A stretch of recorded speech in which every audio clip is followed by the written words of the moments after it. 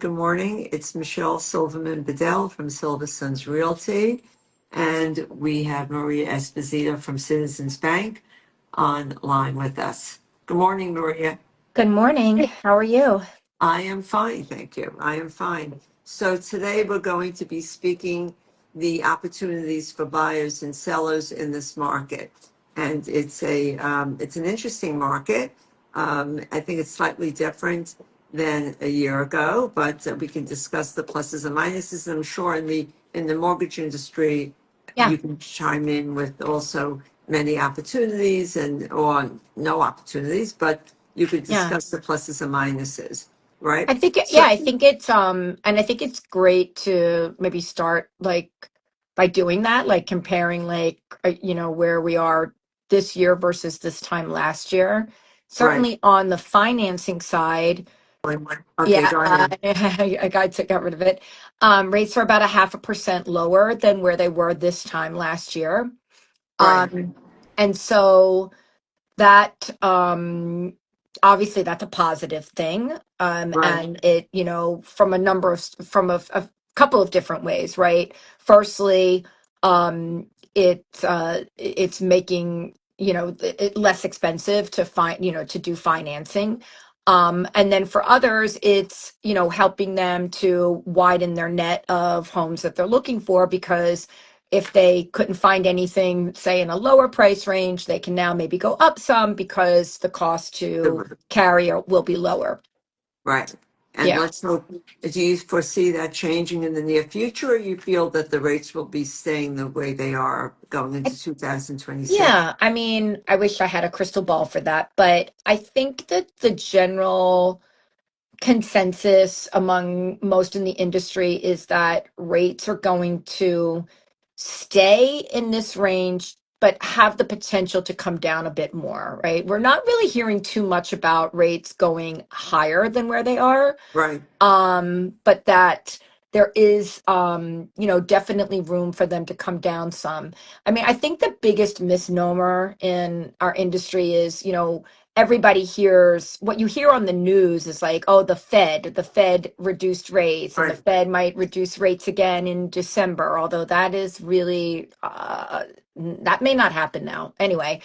um but each time the Fed has done their rate reduction, mortgage rates actually temporarily went up a little bit, and that is really common. And so a lot of times I'll be speaking with potential buyers and they're like, oh, I want to wait until the Fed meets again because I think they're going to drop rates and I want to get a lower rate. And I'm like, that is, like that's not what you should be doing, right? I mean, right, you right, should be, if you're in the market to buy, to get a new home, or you have a need or a want for that, right. if you find the right home, like that's the right time to make the offer and to secure your financing. Like waiting for the market to do this or that, I mean, has never really worked for almost anyone. Right, right. And Timing the and it could market. backfire. Right. Well, I think that, that's well stated, but the market is kind of interesting now. I would call it a market in transition. There Hmm. are many pluses to the buyers well, not that many, but many pluses to the sellers or the homeowners who are thinking of selling their house. The inventory is extreme, and speaking specifically in Westchester County, because I don't think this is relevant across the country. In Right. different pockets of the country, the inventory is more. There's Yeah. more new construction, and the prices are coming down. The Northeast has been holding very strong, specifically Westchester County, where there's roughly a 2.4, 2.5 month supply of homes on the market. That's extremely, extremely limited. For the Right. seller, it's a great opportunity, right? Especially if they are in a good location, meaning they have good commuter access to Manhattan. They are near a train line or a nonstop train line is even preferred. But if they're on a train line, whether they're on the west side of the county and the river towns or on the east side on the Long Island Sound, you need to have a good train access, right? And if the house is in good condition, that really is very helpful in selling quickly Yeah. and at a high price. So a lot of these homes that I'm seeing in that are coming onto the market now, the market is up from a year ago to date, from September, let's say September, which are the most recent statistics, from I think it was 910,000, the median price, to 994,500 in Westchester, which is a very high price Yeah. for the average buyer to come into the market, especially if you're a first time Yeah. buyer where you've had no equity, or if you've been renting for many years Yeah. and you really have nothing to sell, to trade up or buy, right? Yeah. No, it's So really, really challenging, right? it is extremely challenging. And for that first time home buyer, which really fueled the market in terms of the industries, when I look back over the years, I think it was in 2008, 40% of the buyers were first time buyers. Now I saw a statistic, it's down to like 21%. Yeah. That's extremely low, right? Yeah. So a lot of buyers pulled out of the market when they saw the rates going up, and they really couldn't buy anymore because the prices were still up. Right. But I will say that so for the seller, it's a great time, and also those sellers who want or now buyers, a lot of them are infused with a ton of cash, Yeah. and because they have a lot of equity in their house, they want to sell, and they're really cash buyers. So these first time home buyers coming into the market, unless they're lucky enough to have great jobs and a lot of cash on the side, they're competing now with these other people who have a lot of flexibility on what they can buy and in Right. their timing that they can move very rapidly, right? So it's challenging for that first time home buyer because affordability is really probably a really big issue for them, right? It In really terms of the is, market. and also too, like, on the financing side for first time home buyers, um, you know, because the prices are where they are, right, and so high, oftentimes like programs that are designed on the financing side for first time home buyers are not Right, even available to these first time home buyers because the loan amounts are too high, and there's the ability to get first time home buyer grants or special rates is not even available because like those loans cap out at right. $806,000, right? So if you're buying something $1 million, you're not even going to be eligible for those programs. Right. I think also not only that, I think it's challenging also for a first time buyer or a buyer today because it's not only the price that's high, but they Yeah. have to deal with insurance, that right, homeowners, which is Yeah. also high. They have Also to deal with high. high taxes.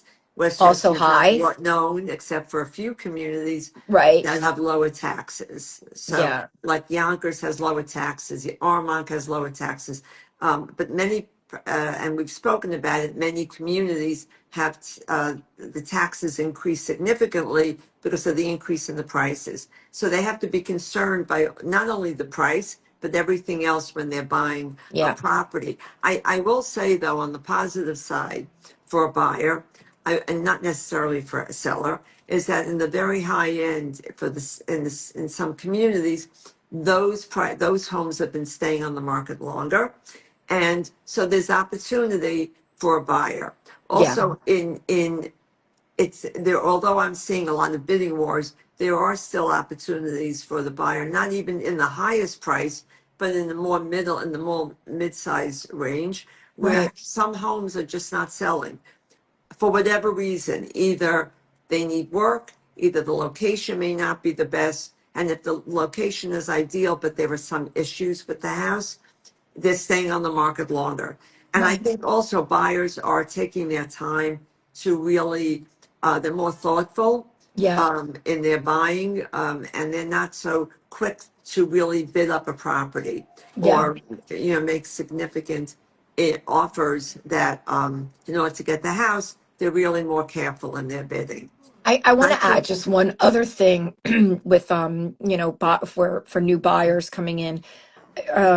What I am seeing though too is that rents have gone up tremendously, especially in New York City, right? In Brooklyn, Manhattan, even in some of the other outer boroughs.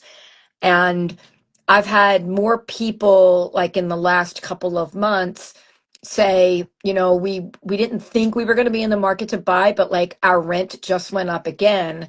Right, And now we're going to like, maybe we're going to get some help from our family with a down payment. right. We're, going to, what, and they're coming to me to see like, what can I get pre-approved for? Because maybe now is the time for me to buy something.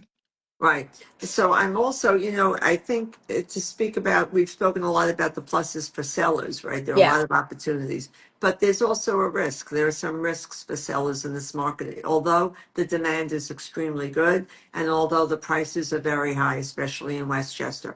But for houses that are staying on the market longer, right? Mm-hmm. They have to be more concerned about pricing correctly, right? Mm-hmm. Really reflective of the market and not pricing very high. They don't want to overprice their homes because if these homes have to stay on the market, their costs are greater, especially Yes. and many of these homes are vacant. They still have to heat. Now we're going into the winter season. Yep. They have to pay taxes. They have to maintain their insurance. So there are a lot of costs to them. And if a house is not selling and if it's now vacant, you may really want to stage it. You really want it to showcase in the best possible light and make any repairs because the buyer coming in today, I'm also noticing even even when they say their inspection is for informational purposes only, they will still come back after the inspection and say, I didn't know that the roof needed a major repair or the furnace. So they are they're also scrutinizing their inspections a lot more carefully, when maybe a year ago or 6 months ago they were not. Yeah. So I think that there are risks on Agreed. the buys for both buyers and sellers, and there are opportunities for both buyers and sellers. You just have to really kind of flush out the market. And I think pricing is very important on the sales side. And for the buyer, you don't want to be caught in a bidding situation where you regret it and you're overpaying, which is also a risk, right, to the buyer, that you feel that you're overpaying for a property. So, Exactly. right? Yep. Any other information about the mortgage industry that you want to share?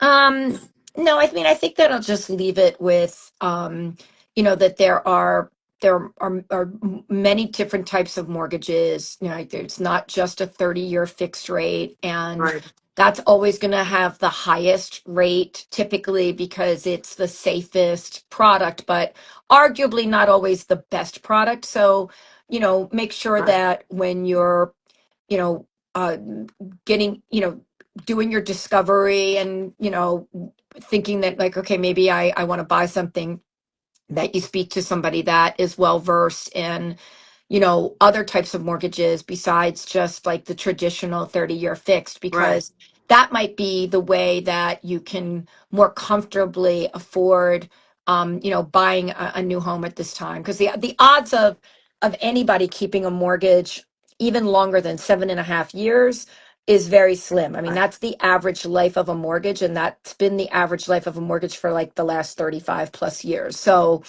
um, yeah, your first mortgage is typically not your forever mortgage. Okay.